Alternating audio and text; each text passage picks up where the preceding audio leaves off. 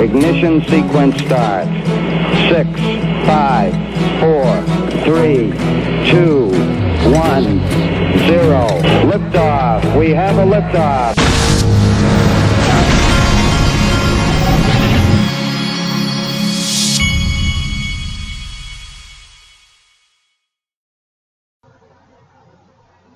Hey everybody, this is the Digital Asset Investor. It's been a long day. A lot of times when I go out of town for the weekend with some of these travel ball type things, I spend my Monday playing from behind. And today I'm playing from behind. I took my sons to go hit baseballs after school, but first I had an orthodontist appointment, and so I got behind, and so I apologize, but it took me a little while to get this third video out. So let me get started here. This is from XRP Veteran. I've seen this before, but I couldn't remember if I had shown it to my audience. It says, do you agree? This is from Elon Musk, who found the co-founder of Tesla Motors. He says, paper money is going away. Crypto is far better way to transfer value than pieces of paper, that's for sure. And then I saw this, he says, do you agree? But I saw this, and then today I was going through Twitter and I also saw this. It was never about who to trust. It was that eventually we wouldn't need to trust anyone. And this graphic says it all, folks. The only difference between these two notes, and when you make this bigger, watch what it says. Well, if I can get this to go away. Only difference between there you go, is your belief that one has more value than the other. And so the truth of the matter is, with monopoly money, they probably have not printed as much of that as they have the US dollars. But the bottom line is that currency and fiat, it all comes down to trust. Do you trust it? And the fact of the matter is, now that we have Bitcoin's price in the $5,000 range and XRP's price in the 29-cent range tells you really and truly that people trust that already more than they do fiat. The people who understand what it is and are in this game, we already know that it's more trustworthy than fiat because we know they're not going to print any more of it. So the price alone, where it is right now, shows you that. Okay, got this from Leonidas. Leonidas, he disappeared for a while. I think as I recall, maybe he had some things he was dealing with his job or getting a job. I can't remember, but he came back about a week or two ago, and he's been coming on strong ever since. eToro X adds 3 pairs for XRP. 2 of which are XRP based. Hashtag XRP the base. And so that is a big thing. Every addition to XRP to an exchange, this guy is all over it. Good information. Next, and this is from, let's see. Yeah, this is from Michael at BAL 5 links. This guy's on fire. He's always sending me good stuff. He sent me this, which is from Bank XRP. I showed you this in Bank XRP's on his YouTube channel this morning, but I had not gone through it yet. And so he had I think he reposted some further information about what she said. And this was Marjan Delaton, Global Head of Banking at Ripple, Future of Distributed Ledgers. And here's what she said. I went and watched this part. He's got a short snippet here, and it says, national banks getting approval from central banks to use RippleNet. Once they have the approval, you see that this is cascading down to the rest. And so what Ripple is trying to do with the use case with banks is obviously going to be a slower go than other smaller use cases that digital assets might have, because they're dealing with banks who in turn have all kinds of regulations and have to do with central banks. And so the idea that Ripple is even that far along is amazing. It's a miracle. And so a lot of things to be excited about having to do with Ripple and what they're doing. Okay, now this is the best tweet I saw all day. This guy, CryptoBitLord, has got 91.9 thousand followers, and I'm pretty sure he's more a Bitcoin guy than anything, but I've been reading some of his tweets lately, and this one says it all. I'm just going to come out and say it. The best coin with a chance of flipping Bitcoin is actually XRP. Don't worry about today's prices. That doesn't really matter. It's a game changer. Now, most don't understand this, which is normal. They just don't understand it, in parentheses, yet. You better believe he's right on with this, because with XRP, it's one of those things. Everything looks all dreary right now, and the market looks down. But the things that Ripple has been doing, the announcements and the progress that's been made over the last year and a half while we've been in a bear market is nothing short of phenomenal. And people don't understand it yet.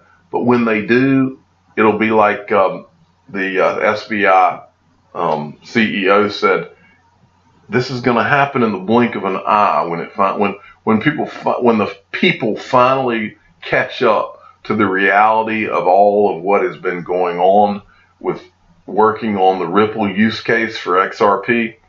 It's going to happen like that, in my opinion. But this is a great tweet because he sums it up. Now, this is actually Moodys, the bond rating agency, Moodys, who is doing another one of the scare tactics about blockchain. But what they're really saying here is they're talking about how centralized blockchains would be a high fraud risk. Okay, private centralized blockchains are more exposed to fraud risk because system design and administration remains concentrated with one or few parties. Well, I don't necessarily disagree with that. If someone comes out with a coin today, if it was like an ICO like we were having last year, where somebody just comes out with a coin that has no basis in anything and they just created it themselves and turned it out, there's all kinds of fraud that can go on in that kind of a situation. What I'm more interested in talking about with this article is the fact that Moodys is focusing in on blockchain, because I've said for a long time, before this is over, you will see, in fact, I say this year, this year, I believe that behind the scenes, Moodys, S&P 500, Fitch, all of them, I don't think that they're sitting still while Bakkt and Fidelity and E-Trade and TD Ameritrade and Arisex, I don't think these guys are sitting on their hands while all of these traditional financial companies are gearing up to come into cryptocurrency. Remember, these guys are all in the game together. Back during the financial crisis, this is important to understand. Let me get a sip of my drink here.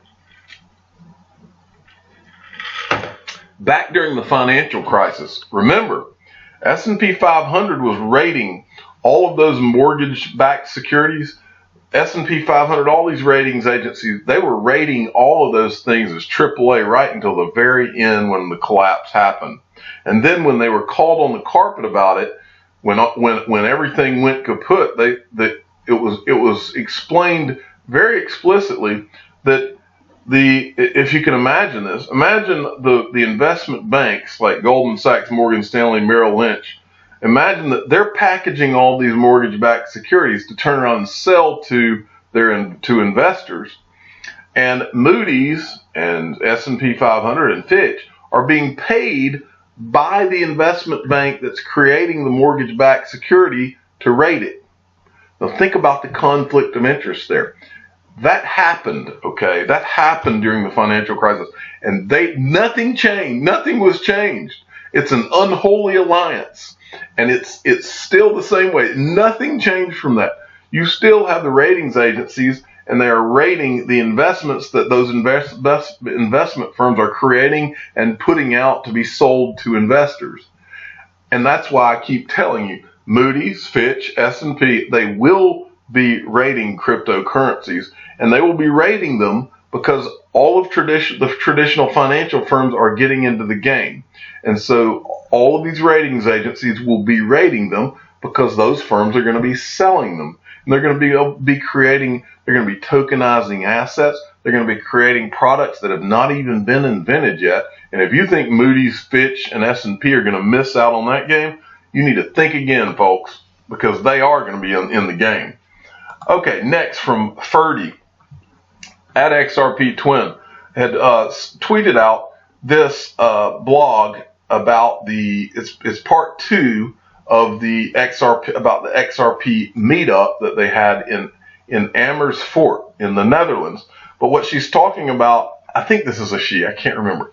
But what they're talking about here is the passing of, remember, we started the XRP Torch, okay? This was actually something that I talked about on my channel, and then Sean Schaefer was the one who initiated it, okay? Because remember, Bitcoin was passing the torch, and then Sean Schaefer was the one that initiated the torch to get it going in the XRP community. And the whole idea was we were going to show the Bitcoin community how it was done.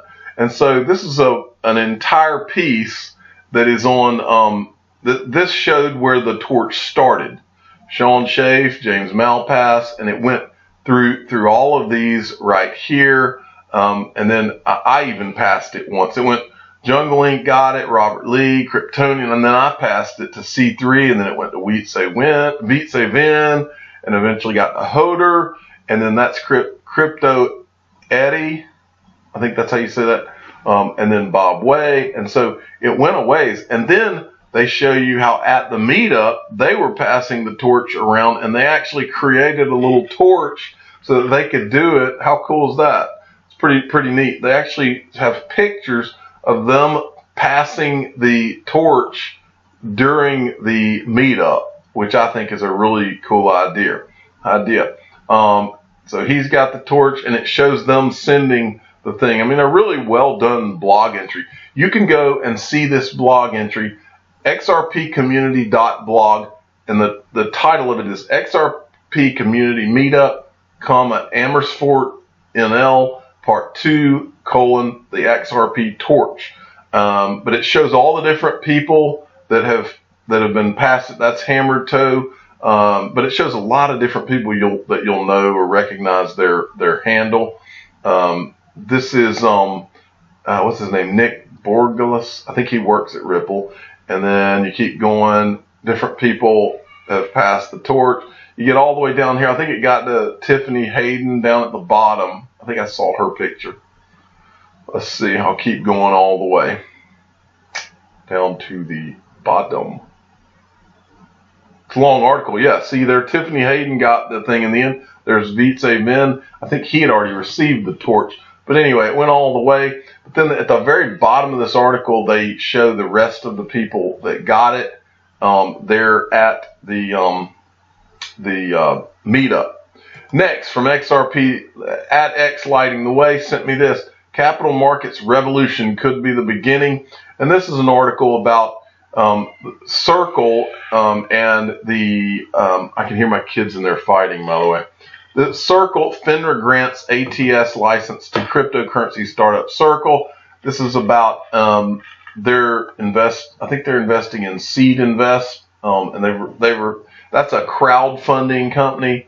But at the very bottom here, I just wanted to read you part of this. It says, this is from Circle. We believe we are in the early stages of a much broader transformation of global capital markets, and that we will see mature internet-based capital markets emerge that give companies ranging anywhere from the seed to growth stages more ways to raise capital, as well as much broader base of investors to access to invest in those companies, while also having opportunities to trade those assets through regulated marketplaces. Well, I think that where this is all going is this is all going to eventually be, things will be tokenized, and that's why this is being done from a cryptocurrency company like Circle. Remember, Circle is owned partially by Goldman Sachs, and Circle bought Poloniex, which is a crypto exchange. Okay, moving on. Ripple tweeted this, I believe, today. Yes, and it says this is from I can't even begin to say that name. Financial Institution Strategy Department, Bank of Thailand. It's important for the whole region to have an ecosystem where banks partner with different firms and technologies. And then they've got this video here, and if you go back, I'll play it, but you may be able to hear that. Now's the start of the revolution. The most important killer use case, so probably it's payments to start. I think that, and I'll play this part. Then they say, but we don't know what the Facebook or the Google of digital assets will be. I think we do. I think we know exactly what the Facebook or Google of digital assets will be. That would be Ripple. And finally, I want to give a shout out. This is at the James Bond friend at ECOSSEXRP1. Been waiting all day for this. Kid's finally in bed and eating one of their Easter eggs. And he's got his XRP socks on and he's watching the episode of Game of Thrones. I watched it today. It was a really good episode of Game of Thrones. If you're a Game of Thrones fan, or if you're not a Game of Thrones fan, you should go ahead and start watching it from the beginning because it's really amazing. And we're in the last season now, and it would be awesome if you could binge watch it and catch up before they finish this season. It'd be worth your while. Great show. I'm the digital asset investor. I'm not an investment advisor. This is for entertainment purposes only. Please subscribe and hit the like button. And tell your friends and family to watch my outro that Mike Jansen designed for me. It's awesome. Thanks for listening.